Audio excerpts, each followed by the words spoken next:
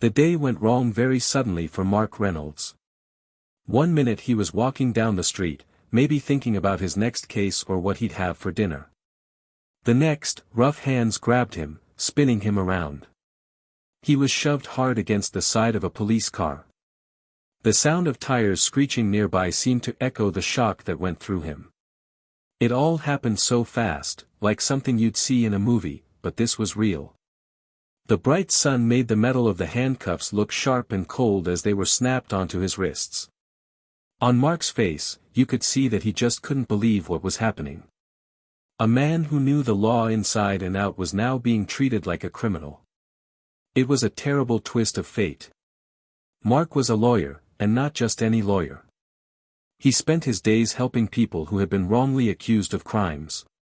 He was the one who stood up in court and fought to prove their innocence. Now, the very system he had dedicated his life to fighting for was turning against him. This can't be real, he thought to himself. It felt like a bad dream.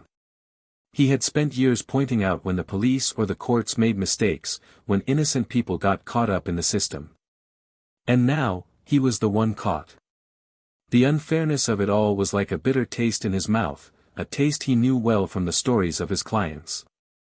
Not too far away, while Mark was being arrested, a jewelry store was in chaos. It had been a nice, quiet place full of beautiful, sparkling things. Then, suddenly, the front window exploded. The sound of glass breaking was like a scream in the quiet street. People inside were scared and confused. There were shouts, and the scary sight of a gun flashing in the light. A store worker made a muffled sound, maybe a cry for help, as masked people grabbed expensive jewelry. The diamonds and gold they stole seemed almost evil, like they would bring trouble to whoever touched them. This robbery, happening at the same time as Mark's arrest, was the start of a big problem for him. The police started talking about the robbery on their radios. They gave a basic description of someone they were looking for.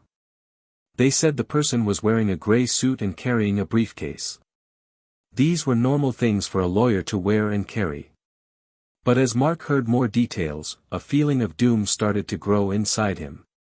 He often wore a gray suit to court. He always carried his briefcase filled with important papers. Things that were just part of his job were now making him look like the person who committed the crime. It was like the ordinary things in his life were turning against him. The moment they arrested Mark out on the street was awful. People walking by stopped to stare. Their faces showed they were surprised and curious. The flashing lights of the police car made everything look dramatic and wrong. When the police officer read Mark his rights, the words sounded strange and cruel. Mark knew these rights better than most people. He had explained them to countless clients. Now, hearing them read to him, as if he were a dangerous criminal, felt like a bad joke. He asked for his lawyer, a normal thing for anyone being arrested to do. But his words were lost in the confusion and the feeling of injustice. Then, the terrible truth hit him like a punch. He was the lawyer. And right now, there was no one to help him. He was completely alone, facing a system that had made a terrible mistake. Think about it. What if your life, who you are, was suddenly taken away from you in the middle of the day? Have you ever felt like something unfair happened to you, even if it was a small thing? Share your stories in the comments below. If you want to see how someone fights back when everything goes wrong, when the system makes a huge mistake, then hit the like button right now. The room was cold and unwelcoming, a box designed to make you feel small and alone. The lights above buzzed with a constant, irritating noise, casting a harsh, unflattering glow on everything. The carpet on the floor looked old and stained, like it had soaked up the fear and despair of countless others who had sat in that same spot. Mostly, though, there was a heavy silence. It was the kind of silence that pressed down on you, broken only by the sharp, pointed questions of the detectives. Mark felt utterly cut off from the world, trapped in this small, sterile space with these two men who looked at him like he was already guilty. They kept talking about the evidence, but from where Mark was sitting, it felt like they were building a case out of smoke and mirrors. They mentioned someone who had seen the robber, saying the person in the gray suit looked like him. But Mark knew how unreliable eyewitnesses could be. People remember things differently when they're scared and confused. He tried to explain this, drawing on his years of legal experience, but they just waved it away. To them, one quick look in a moment of chaos was enough to condemn him. Then there was the security camera footage. They showed him a blurry, dark image of someone running away from the jewelry store. You could barely make out any details. The person was wearing something that could have been a gray suit, and they were carrying something that could have been a briefcase. But it could have been anyone. Mark tried to point this out, the lack of clear detail, the possibility of it being someone else entirely. But the detectives just leaned forward, their eyes hard. "That's you, Reynolds," one of them said, his voice full of a certainty that wasn't based on any real proof. His own briefcase, sitting innocently in his office just hours ago, was now being presented as a key piece of evidence, a link between him and the crime. It was just a bag for carrying his legal documents, but in their eyes, it had become something much more sinister. The detectives started to play games with his mind. They acted so sure of themselves, their faces smug as they laid out their flimsy case. They asked him questions over and over, trying to trip him up, trying to make him say something that would fit their story. There were little threats hidden in their words, suggestions of what would happen if he didn't cooperate. They even tried to use his own knowledge of the law against him. "You know how this works, Reynolds," one of them said, a nasty smile on his face. "The longer you fight this, the worse it's going to be for you."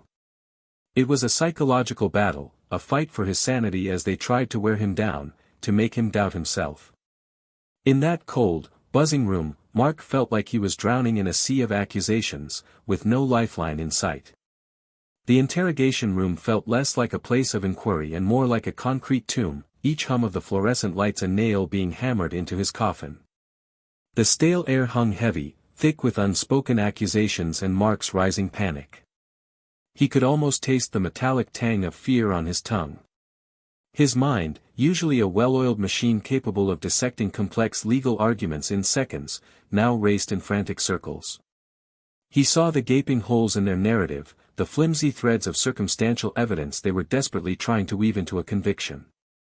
The eyewitness, glimpsing a figure in a moment of terror and chaos, how could that be reliable? The security footage, a blurry ghost in the shadows, it proved nothing, absolutely nothing. Yet, these wisps of conjecture were being presented as undeniable truth. But alongside this furious intellectual sparring within his mind came the crushing weight of his reality. The sheer, brutal absurdity of it all threatened to suffocate him. "They think I did this," he kept repeating to himself, the words echoing the disbelief that resonated through his very being. He, Mark Reynolds, a man who had dedicated his life to upholding the law, to protecting the innocent from its overreach, was now on the wrong side of it. The irony was a cruel, mocking beast, tearing at his composure. He felt like he was trapped in a nightmare, a Kafkaesque scenario where logic and reason held no sway. He tried to inject some sanity into the situation, to appeal to whatever sense of professionalism or fairness these detectives might possess. He spoke with the measured tone he used in court, calmly dissecting their flawed reasoning, patiently explaining the principles of reasonable doubt and the dangers of jumping to conclusions. He even drew upon his own experiences, recounting cases where eyewitness testimony had been proven disastrously wrong, where blurry security footage had led to the persecution of the innocent. But his carefully constructed arguments seemed to bounce off them, met with stony silence or condescending smirks. They had their narrative, and they weren't interested in anything that might disrupt it. Their certainty, built on such shaky ground, only amplified Mark's growing sense of isolation and despair.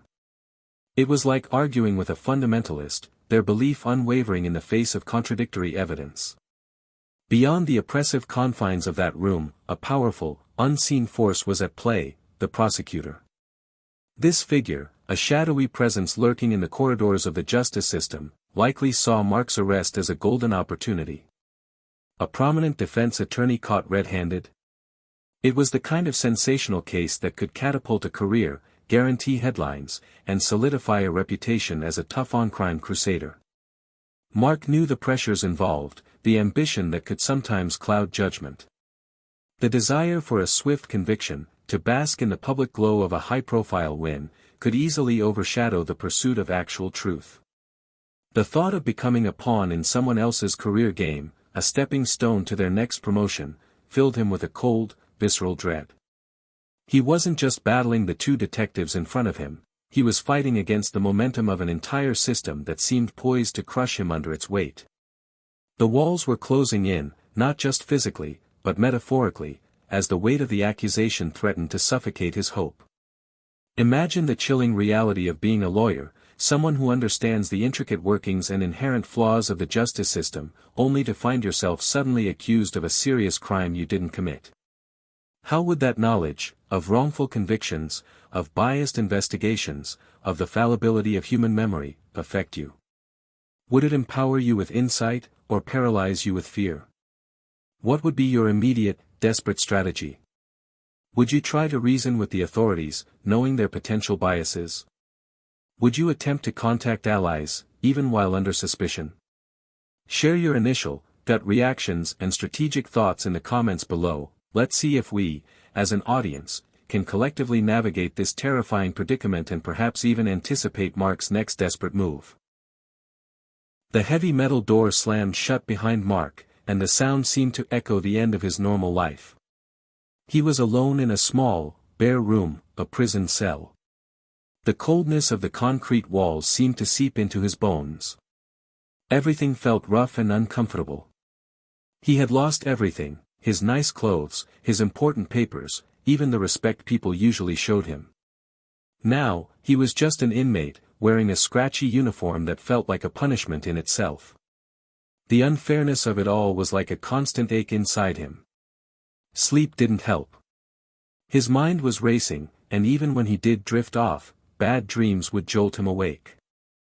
All around him, he could hear the sounds of other people locked up, coughs, quiet talking, the clanging of metal doors. It was a place filled with sadness and despair. For a while, Mark felt like he was drowning in it too. But Mark Reynolds was not the kind of person to give up easily. He had spent years fighting for people who had been wrongly accused. He knew how to look for the truth, even when it was hidden. And now, he was the one who needed to be fought for. As the long, terrible night went on, something inside him started to change. The despair didn't go away completely, but a small spark of anger and determination began to glow. He couldn't just sit there and let this happen. He had to do something. He had nothing in his cell, it felt like. But then he saw a small pencil that a guard had accidentally left behind. And there was always the thin toilet paper. In that moment, a crazy idea came to him. He would use these scraps to start his fight. He began to write, the pencil scratching softly against the rough paper. He was drafting a legal document called a habeas corpus. It's a way of asking a court to look at whether someone is being held legally.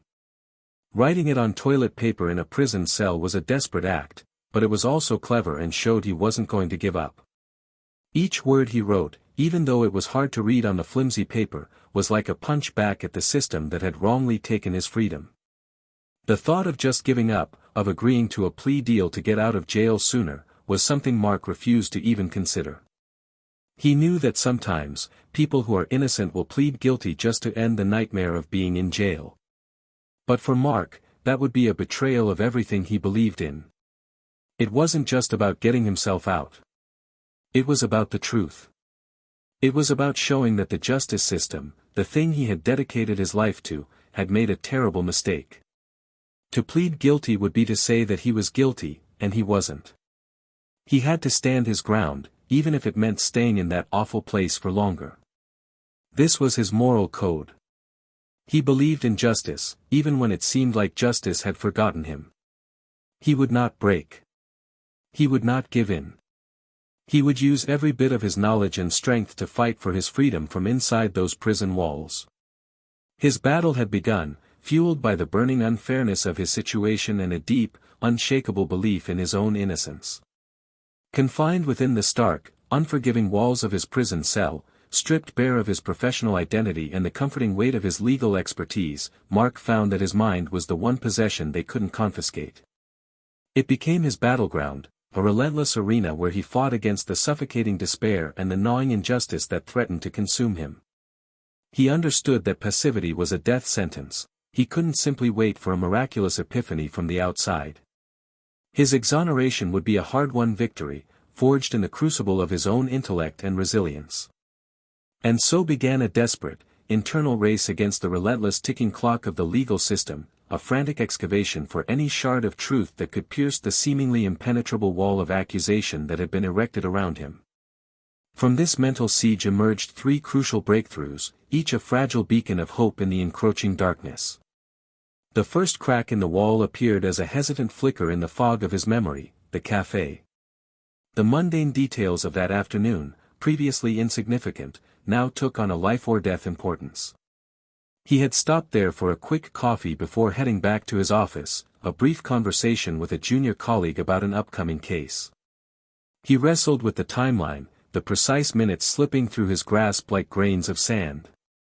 Could his visit to the café have coincided with the exact moment the jewelry store was being robbed miles away? The possibility ignited a spark of hope, but also a chilling fear of uncertainty. He needed irrefutable proof. The café's security footage became his obsession, a potential lifeline in this sea of accusations. He relentlessly pressed his court-appointed lawyer, a young public defender clearly overwhelmed by the sheer volume of his caseload, about obtaining this crucial evidence. Days bled into nights, each marked by the agonizing weight and the gnawing anxiety that the footage might be lost, erased by the relentless march of time and technology, or worse, simply not exist. Finally, after what felt like an eternity, the lawyer managed to secure it. The grainy, flickering images on the screen held Mark captive. There he was, unmistakably himself, seated at a small table, gesturing animatedly as he spoke with his colleague. And then, the timestamp in the corner of the screen, a small, digital witness that corroborated his presence miles away from the crime scene. A wave of relief washed over him, a fragile victory hard-won against overwhelming odds. He had an alibi, a concrete piece of evidence that chipped away at the foundation of their case. His second breakthrough emerged from the very documents intended to incriminate him. Confined to the monotonous routine of prison life, with little to distract him from his predicament, Mark immersed himself in the crime scene reports provided by his lawyer. Years of meticulously dissecting witness testimonies and scrutinizing evidence had honed his observational skills to an almost obsessive level. His eyes, trained to spot inconsistencies and overlook details, snagged on a seemingly insignificant line, a brief mention of a scuffed shoe print discovered near the shattered display case. It was a fleeting detail, easily dismissed, but to Mark's analytical mind, it resonated with a peculiar significance. He mentally replayed the blurry surveillance footage he had briefly seen during his interrogation, focusing intently on the fleeting glimpse of the robber's feet. Had he subconsciously registered something then, a detail that his conscious mind hadn't fully processed? He pored over the description of the scuff mark in the report, the angle, the apparent depth. Then, with a sudden clarity, he looked down at the cheap, standard-issue prison shoes he was wearing. They were pristine, the soles showing no signs of wear or damage. A quiet sense of triumph began to bloom within him. The scuffed shoe print was a silent witness, a piece of physical evidence that pointed away from him, towards the real perpetrator. It was an overlooked detail, a breadcrumb the real criminal had unknowingly left behind, and Mark, with his trained eye, had found it. His third breakthrough was a far more perilous undertaking, a dangerous gamble born out of a gnawing unease about the very circumstances of his arrest. The speed with which they had apprehended him, the unwavering certainty of the arresting officers, had always felt unsettling. Driven by this gut feeling, Mark began to discreetly investigate the officers involved in his arrest. It was a treacherous path, challenging the authority of law enforcement from within the confines of their own system. He cautiously sought information from other inmates, those who had previous encounters with these officers. He pieced together fragmented stories, hushed whispers of past incidents, inconsistencies in their testimonies. The picture that began to emerge sent a cold shiver of something far beyond mere fear down his spine. There were allegations of prior misconduct, complaints of excessive force, a disturbing pattern of bending the rules to fit their narrative. It was a shocking revelation, suggesting that his arrest might not have been a simple case of mistaken identity. Could it have been something more calculated, more deliberate? This discovery was a double-edged sword. It offered a potential explanation for the seemingly rushed investigation and the unwavering conviction of the detectives, but it also placed him in direct opposition to those who wielded significant power within the system that held him captive. Unmasking a potentially tarnished badge was an incredibly risky maneuver, one that could have severe repercussions. But Mark knew that if he wanted to truly dismantle the case against him and expose the truth, he had to be willing to take that gamble. The race against time had taken a dangerous turn, and the stakes had just been raised exponentially. The preliminary hearing unfolded in a courtroom charged with an almost unbearable tension. It was more than just a legal proceeding, it felt like a public reckoning, a stage where truth and injustice would finally collide. The weight of expectation hung heavy in the air, a suffocating blanket woven from hushed whispers and the nervous rustling of papers. All eyes were fixed on Mark, who stood before the imposing bench, a solitary figure now forced to embody both the accused and the defender. The transformation was stark, the respected defense attorney now the embattled defendant, his fate hanging precariously in the balance.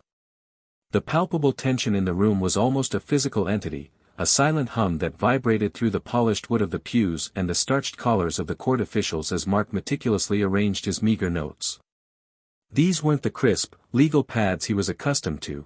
Instead, his arguments were scrawled on fragile scraps of toilet paper, a stark symbol of his confinement and the desperate ingenuity he had employed to fight for his freedom.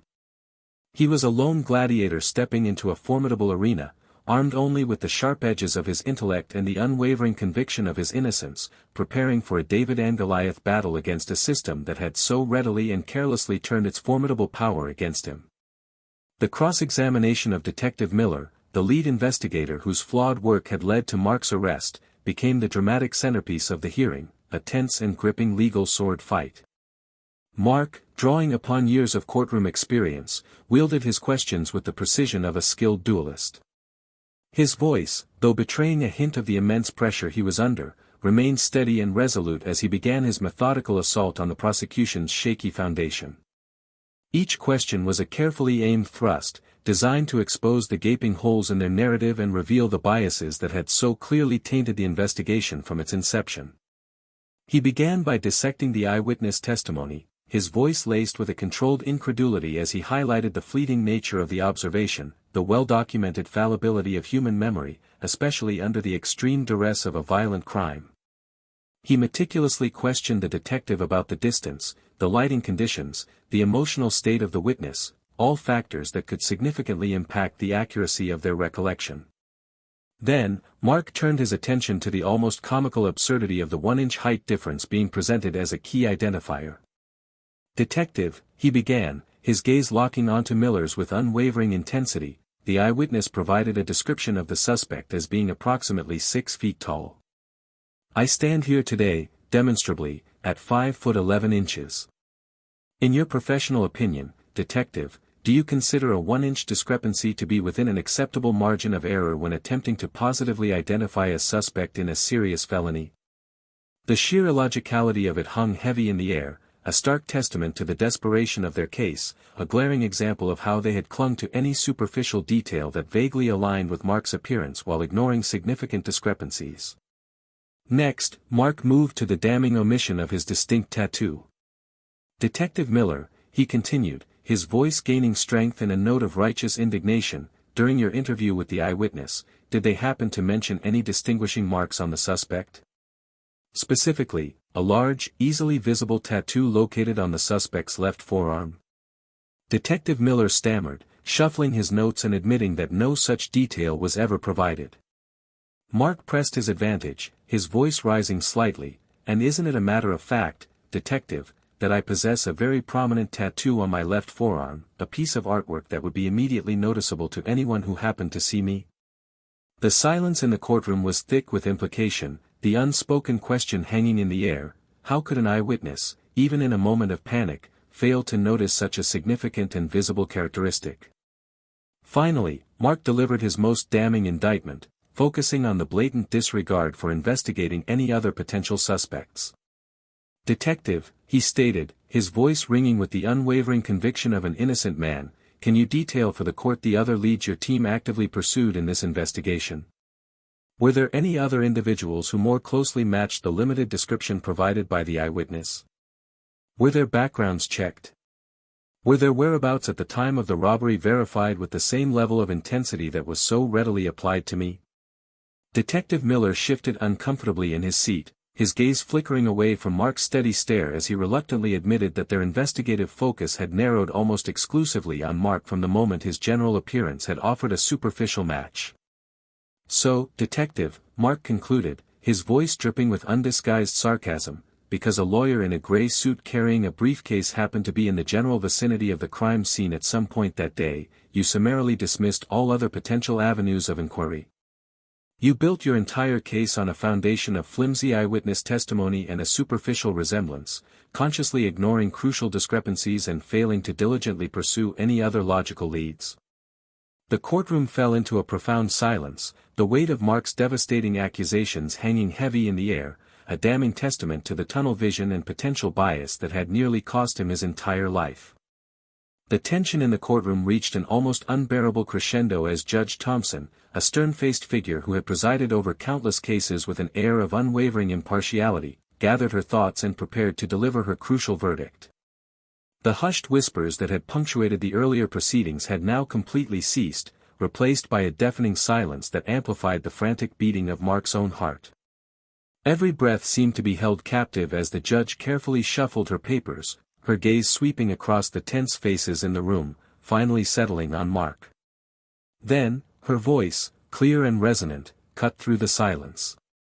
"Having meticulously reviewed the evidence presented by the prosecution, and having carefully considered the compelling arguments and significant inconsistencies highlighted by the defense, this court finds that the prosecution has failed to meet the necessary threshold of probable cause to proceed with this case."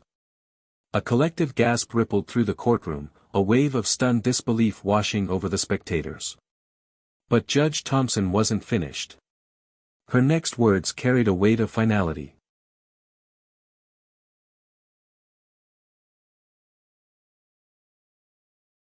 Furthermore, she continued, her gaze firm, given the deeply flawed and frankly, troubling nature of the investigation, the significant and unexplained discrepancies in the eyewitness testimony, and the apparent failure to adequately explore other viable leads, this case is hereby dismissed, with prejudice.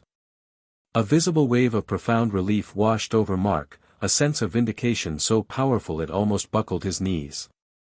The words, "with prejudice," echoed in the stunned silence, a definitive legal pronouncement that the prosecution could not bring the same charges against him again. Justice, though perilously delayed and nearly catastrophically denied, had finally, unequivocally, been served. The battle had been long and arduous, fought from the desolate confines of a prison cell to the tense and dramatic atmosphere of the courtroom, but in the end, the unwavering pursuit of truth, against seemingly insurmountable odds, had finally prevailed. The unraveling of the truth surrounding Mark's arrest didn't culminate in a moment of pure elation, but rather in a slow, creeping realization tinged with a profound and unsettling irony. The true source of his torment, the individual whose actions had cast him into the abyss of wrongful accusation, was finally apprehended, not through diligent investigation by the authorities who had so readily condemned Mark, but through the mundane happenstance of a subsequent crime. The real robber, caught red-handed during a clumsy attempt to pilfer another unsuspecting establishment, was revealed to be a ghost from Mark's past, a former client, a man Mark had once extended his professional hand to, offering legal counsel and a fragile hope for rehabilitation after a series of minor offenses. This revelation was a cruel twist of fate, a bitter draught of irony that left a lingering, acrid taste. It wasn't merely a case of mistaken identity, it was a perverse consequence of Mark's own commitment to the principles of justice, a dark and twisted echo of his past attempts to navigate the flawed legal system for others now turning back to haunt him with devastating consequences. The betrayal cut deep, adding a layer of agonizing complexity to the already traumatic experience, a stark reminder that even acts of compassion could bear unforeseen and devastating fruit. The already crumbling edifice of the prosecution's case suffered further, irreparable damage with the eventual and heartfelt confession of the eyewitness. The weight of their misidentification, the gnawing unease that had festered since Mark's compelling defense during the preliminary hearing, and the undeniable news of the actual robber's capture finally compelled them to confront their fallibility. Their recantation was a chilling testament to the delicate and often unreliable nature of human memory, a stark illustration of how easily perception can be warped by the intense emotions of a traumatic event and the subtle, often unintentional, influence of leading questions during a police investigation. They recounted the confusion and fear that had gripped them in the aftermath of the robbery, admitting that their initial identification had been based on a fleeting glimpse and a general resemblance, their certainty bolstered by the authoritative demeanor of the detectives who seemed so convinced they had their man. The profound weight of their error, the crushing realization that their flawed recollection had played a pivotal role in nearly destroying an innocent man's life, was palpable in their tearful admission, a stark and unsettling reminder of the human cost of such errors within a system designed to seek truth. In the wake of his exoneration, the legal machinery that had so unjustly ensnared him now became the target of Mark's righteous anger and his pursuit of accountability. He initiated a lawsuit against the police department, meticulously documenting their negligent investigation, their reliance on flimsy evidence, and their apparent disregard for exculpatory details. The legal battle that ensued was a protracted and emotionally draining process, culminating in a significant financial settlement. Yet, this monetary compensation felt like a hollow victory, a sterile transaction that could never truly account for the profound suffering he had endured. While it served as a public acknowledgement of the grievous error and offered a measure of financial restitution, it could never fully erase the haunting memories of those weeks spent in confinement, the constant gnawing fear and uncertainty that had become his unwelcome companions, the public humiliation of his arrest and the shadow of suspicion that had briefly clung to his name. The settlement was a Pyrrhic victory, a legal balm that could never truly heal the deep and lasting wounds inflicted by injustice. The true and enduring price of this ordeal was etched not in the ledger of the financial settlement, but in the profound and lasting impact it had on Mark's very soul. The foundations of his trust in the system he had dedicated his life to upholding had been irrevocably shattered. The easy confidence that had once defined him had been replaced by a guarded wariness, a subtle hesitation in his interactions with the very institutions he once believed in implicitly. Trust, once freely offered, now came with a heavy burden of caution, a lingering fear of betrayal by the very system designed to protect the innocent. Perhaps the most poignant and enduring symbol of the psychological scars he carried was his unwavering and absolute refusal to ever wear a gray suit again. The once familiar fabric, the professional attire he had donned with pride and authority for so many years, had become a visceral trigger, a stark and unwelcome reminder of the day his life was so brutally and unjustly upended, the day he was transformed from a respected pillar of the legal community into a suspected criminal based on nothing more than a superficial resemblance to a phantom in a gray suit. The empty space in his closet where those suits once hung served as a constant, silent testament to the enduring and profound impact of a system that had so spectacularly failed him, a daily reminder of the fragility of justice and the indelible scars left by the unmasking of deceit. The truth had finally emerged, but the dark secrets of the aftermath lingered, a haunting echo of the injustice he had survived. The preliminary hearing unfolded within the hallowed, yet suddenly oppressive, confines of the courtroom. The air itself seemed thick with an almost tangible tension, a heavy blanket woven from the hushed whispers of onlookers, the nervous rustling of legal documents, and the sheer weight of expectation that pressed down on everyone present. All eyes, a silent jury even before the official proceedings began, were fixed on Mark. He stood before the imposing bench, no longer the respected figure of authority he was accustomed to being in this space, but now the accused, the defendant forced to navigate the treacherous legal landscape as his own advocate. The transformation was stark and unsettling, a visible manifestation of the system's potential for both justice and profound error. The weight of his freedom, his hard-earned reputation, and the very trajectory of his future hung precariously in the balance, suspended in the charged atmosphere. It felt like the calm before a storm, a moment of strained stillness as Mark meticulously arranged the few, crucial pieces of evidence he had managed to gather, the grainy cafe security stills, the crime scene photos highlighting the scuffed shoe print, his own pristine footwear, a stark contrast to the polished mahogany of the judge's bench and the formal rigidity of the courtroom setting. He was a lone warrior preparing for battle, armed not with weapons of steel but with the sharp edges of his intellect, his intimate knowledge of the law, and the unwavering conviction of his own innocence, facing off against the formidable machinery of a system that had so readily and seemingly irrevocably turned against him. The cross-examination of Detective Miller, the lead investigator whose flawed and seemingly biased work had been the catalyst for Mark's arrest, became the dramatic crux of the hearing, a tense and gripping legal sword fight conducted with carefully chosen words and damning revelations. Mark, drawing upon years of courtroom experience honing his ability to dissect testimony and expose inconsistencies, wielded his questions with the precision of a skilled duelist. His voice, though betraying a subtle undercurrent of the immense pressure he was under, remained steady and resolute as he began his methodical dismantling of the prosecution's fragile case. Each question was a precisely aimed thrust, intended to expose the gaping holes in their narrative and illuminate the biases that had so clearly and dangerously skewed the investigation from its outset. He began with the eyewitness testimony, his voice laced with a controlled incredulity as he meticulously dissected the fleeting nature of the observation, the well-documented fallibility of human memory when subjected to the intense stress of a violent crime. He pressed Detective Miller on the specific details, the distance from which the witness observed the suspect, the lighting conditions at the time, the emotional state of the witness in the immediate aftermath of the robbery, each question designed to underscore the inherent unreliability of a fleeting glance in a moment of chaos. Then, Mark moved on to the almost farcical absurdity of the 1-inch height difference being presented as a significant point of identification. "Detective," he began, his gaze locking onto Miller's with an unwavering intensity that seemed to pierce through the detective's carefully constructed composure, the eyewitness provided a description of the suspect as being approximately 6 feet in height. "I stand here today, demonstrably, at 5 foot 11 inches. In your professional experience, detective, do you honestly consider a 1-inch discrepancy to be within an acceptable margin of error when attempting to positively identify a suspect involved in a serious felony, especially when no other distinguishing features were definitively recalled?"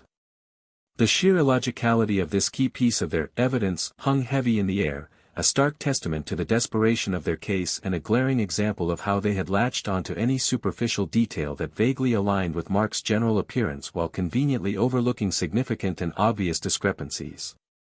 Next, Mark addressed the glaring and inexplicable omission of his prominent tattoo. "Detective Miller," he continued, his voice gaining strength and a palpable note of righteous indignation, "during your detailed interview with the eyewitness, did they happen to mention any distinguishing marks on the suspect? Specifically, a large and easily visible tattoo located on the suspect's left forearm?" Detective Miller shifted uncomfortably in his seat, his carefully maintained facade beginning to crack under Mark's relentless questioning, and admitted that no such detail was ever provided. Mark pressed his advantage, his voice rising slightly, the incredulity evident in his tone. "And isn't it a matter of established fact, detective, that I possess a very distinct and quite prominent tattoo on my left forearm, a piece of artwork that would be immediately noticeable to anyone who happened to observe me for more than a fleeting second?" The silence in the courtroom was thick with implication, the unspoken question hanging in the air: how could a key eyewitness, even in a moment of panic, fail to notice such a significant and readily apparent characteristic? Finally, Mark delivered his most damning indictment, directly confronting the apparent lack of any genuine effort to investigate other potential suspects. "Detective," he stated, his voice ringing with the unwavering conviction of an innocent man who had been grievously wronged, "can you detail for the court the specific investigative steps your team undertook to explore other potential leads in this case? Were there any other individuals who more closely matched the limited and somewhat vague description provided by the eyewitness? Were their backgrounds thoroughly checked? Were their alibis for the time of the robbery verified with the same level of intense scrutiny that was so readily and almost exclusively applied to me?" Detective Miller visibly squirmed under Mark's pointed questioning, his gaze flickering away, his answers becoming increasingly hesitant and evasive as he reluctantly admitted that their investigative focus had narrowed almost exclusively on Mark from the moment his general appearance offered a superficial, albeit inaccurate, match to the suspect description. "So, detective," Mark concluded, his voice dripping with undisguised sarcasm and a palpable sense of outrage, because a lawyer in a gray suit carrying a briefcase happened to be in the general vicinity of the crime scene at some point earlier that day, "you summarily dismissed all other potential avenues of inquiry. You built your entire case on a foundation of flimsy eyewitness testimony and a superficial resemblance, consciously ignoring crucial and obvious discrepancies and failing to diligently pursue any other logical and potentially exculpatory leads." The courtroom fell into a profound and heavy silence, the weight of Mark's devastating accusations hanging palpably in the air, a damning indictment of the tunnel vision and potential bias that had nearly cost him his entire life and freedom. The tension within the courtroom reached an almost unbearable crescendo as Judge Thompson, a stern-faced figure who had presided over countless cases with an air of unwavering impartiality and a reputation for meticulous attention to detail, gathered her thoughts and prepared to deliver her crucial verdict.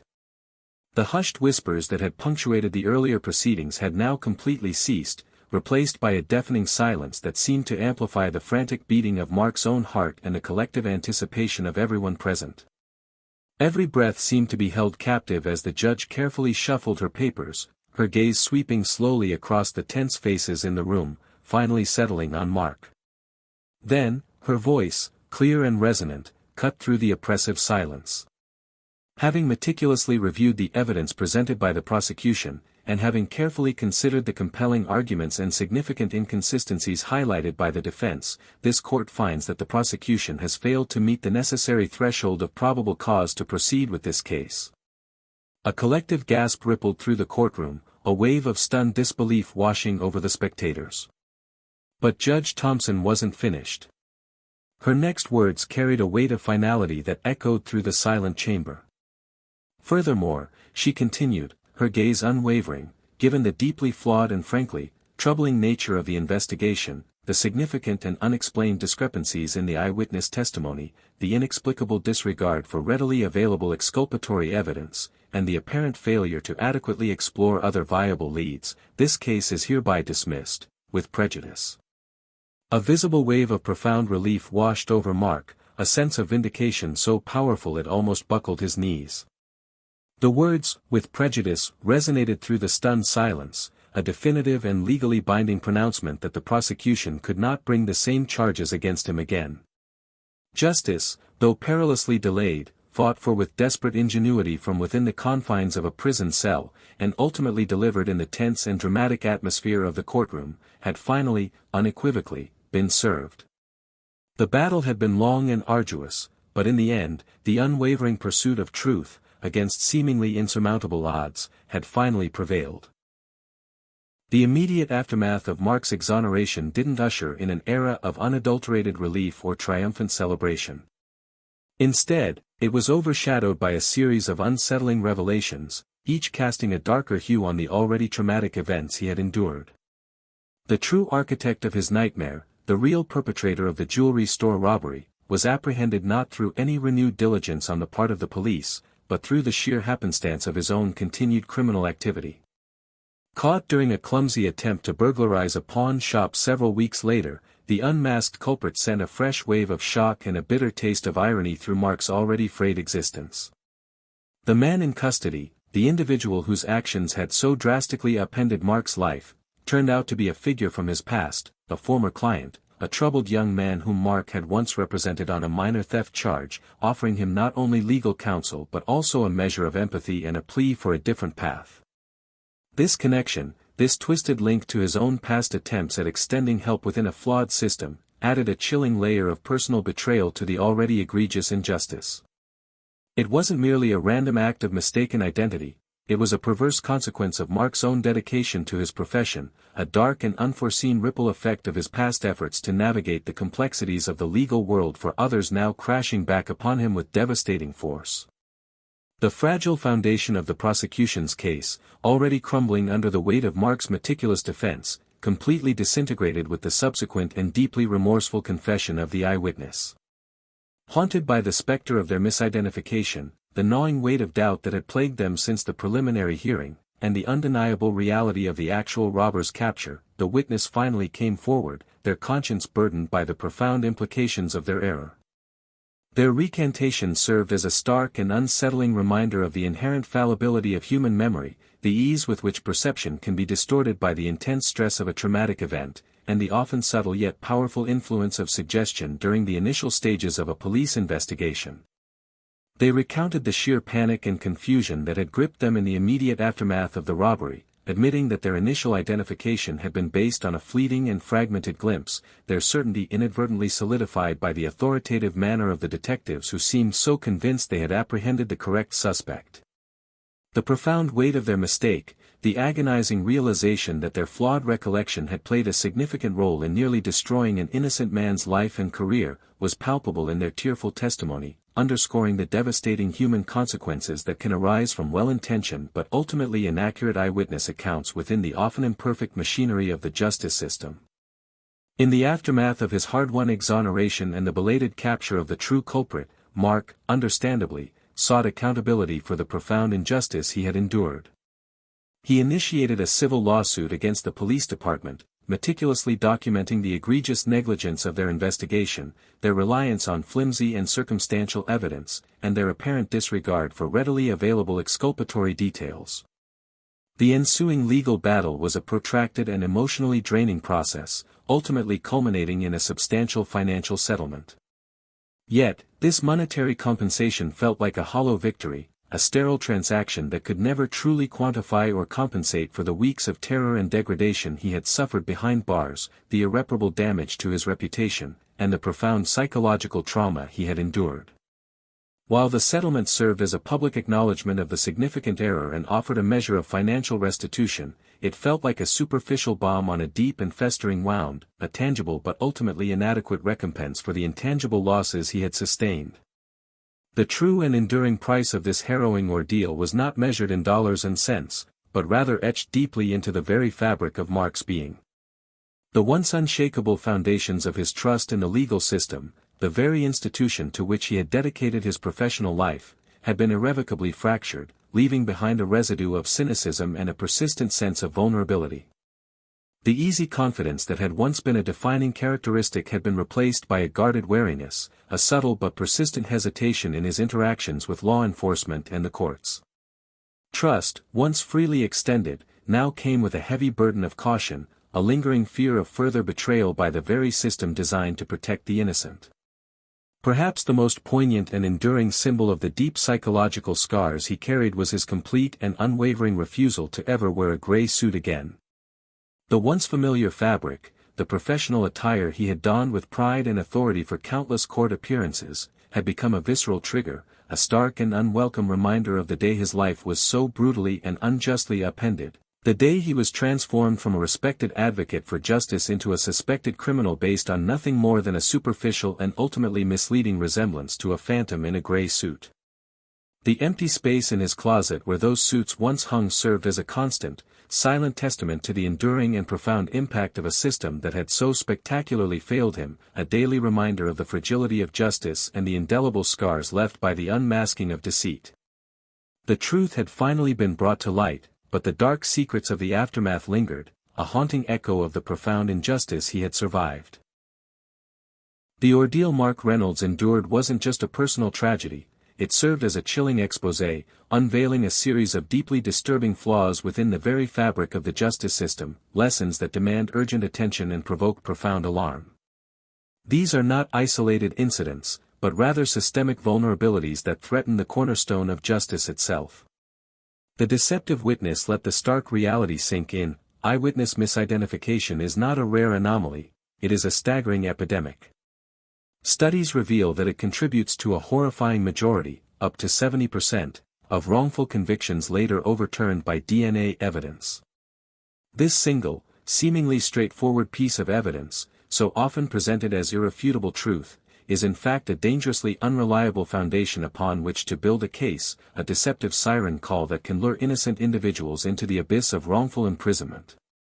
The human mind, susceptible to stress, suggestion, and the passage of time, is a far more fallible instrument than we dare to believe, and its errors can have catastrophic consequences. The siren call of the easy target, the pressure to solve crimes, to deliver swift justice and appease public outcry, can create a dangerous temptation for law enforcement, the siren call of the easy target. Mark's case starkly illustrates the perilous consequences of prioritizing expediency over thorough and impartial investigation. The vague initial description, the superficial resemblance, the professional attire, these became the flimsy hooks upon which suspicion was prematurely hung, leading investigators down a narrow, self-confirming path while neglecting other potentially viable leads. This rush to judgment, this dangerous tendency to latch onto a convenient suspect, can blind investigators to the truth and allow the actual perpetrators to remain at large, continuing to endanger the community. No one is immune. Perhaps the most unsettling lesson of Mark's harrowing experience is the stark and terrifying reality that no one, not even those who possess an intimate understanding of the law, is immune to its misapplication. Mark, a seasoned defense attorney who had dedicated his life to navigating the intricacies and fighting the injustices within the system, found himself ensnared by its flaws. His knowledge of his rights, his attempts to reason with the authorities, were initially met with dismissive arrogance. This chillingly underscores the vulnerability of every individual within the system, regardless of their background or understanding. If a lawyer, acutely aware of his rights and the potential for error, can be so easily swept up in a wrongful accusation, what hope is there for those less knowledgeable and less equipped to defend themselves? The silencing of the accused. Mark's experience within the confines of the jail system revealed another fundamental assault on justice, the subtle and not-so-subtle denial of basic legal rights in the crucial early stages of detention. The difficulty in accessing his own legal resources, the dismissive attitude towards his pleas for his lawyer, the overwhelming sense of isolation, these are not mere inconveniences, they represent a fundamental undermining of the right to counsel and the ability of the accused to mount a defense. When an individual is stripped of their liberty and denied timely access to legal representation, they are effectively silenced, left vulnerable to coercion and the potential for further injustice. The persecution of innocence, the subtle yet insidious pressure to accept a plea deal, even when vehemently maintaining innocence, represents a deeply troubling coercive tactic within the system. The implicit and sometimes explicit threat of additional or more severe charges for refusing to plead guilty and asserting one's right to a trial can effectively punish those who dare to claim their innocence. Mark's unwavering refusal to succumb to this pressure, his steadfast insistence on his innocence despite the immense pressure and the bleakness of his situation, highlights the courage required to stand against such a system. The fact that the system can, in effect, penalize an individual for exercising their fundamental right to a fair trial is a profound and disturbing indictment of its inherent flaws, a chilling reminder of how easily the pursuit of expediency can overshadow the fundamental principles of justice. The harrowing ordeal endured by Mark Reynolds served not merely as a personal catastrophe, but as a stark and chilling exposé, tearing back the veneer of the justice system to reveal a series of deeply unsettling and systemic flaws that demand immediate and urgent attention.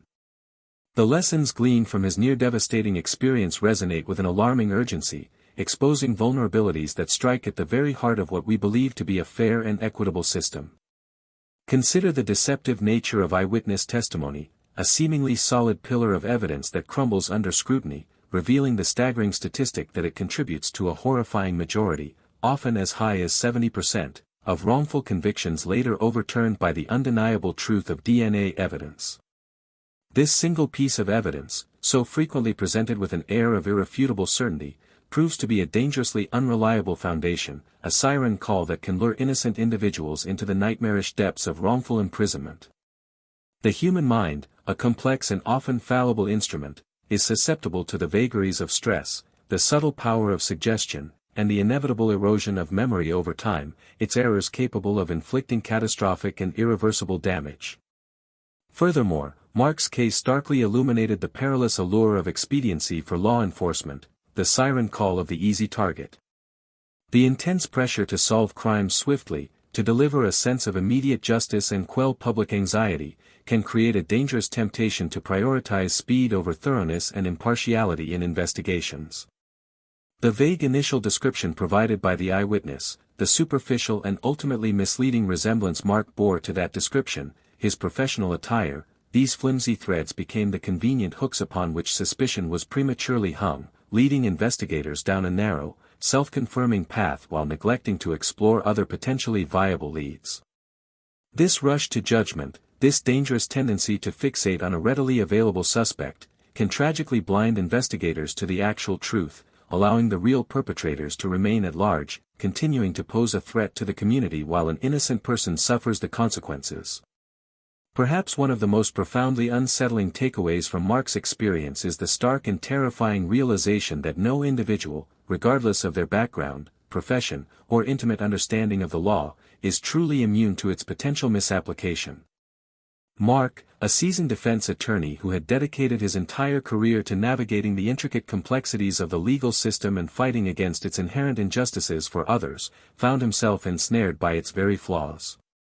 His extensive knowledge of his rights, his logical attempts to reason with the authorities during his interrogation, were initially met with dismissive arrogance and a chilling disregard for due process. This starkly underscores the inherent vulnerability of every person within the system, regardless of their level of legal acumen or social standing. If a lawyer, acutely aware of his rights and the myriad ways in which the system can err, can be so easily and unjustly swept up in a wrongful accusation, what hope remains for those less knowledgeable, less articulate, and less equipped to effectively defend themselves against the formidable power of the state? Mark's harrowing experience within the confines of the jail system also laid bare another fundamental assault on the very principles of justice, the often subtle yet profoundly damaging denial of basic legal rights during the crucial early stages of detention. The significant difficulty he faced in accessing his own legal resources, the dismissive and often obstructive attitude towards his repeated pleas for his lawyer, the crushing and isolating sense of being completely cut off from the outside world, these were not mere bureaucratic inconveniences. They represented a fundamental undermining of the right to counsel and a severe impediment to the accused's ability to mount any meaningful defense. When an individual is stripped of their liberty and simultaneously denied timely and effective access to legal representation, they are effectively silenced, left dangerously vulnerable to coercive tactics and the very real potential for further and irreparable injustice. Finally, the subtle yet insidious pressure exerted upon Mark to accept a plea deal, even while he vehemently and consistently maintained his innocence, represents a deeply troubling and ethically questionable coercive tactic that pervades the system.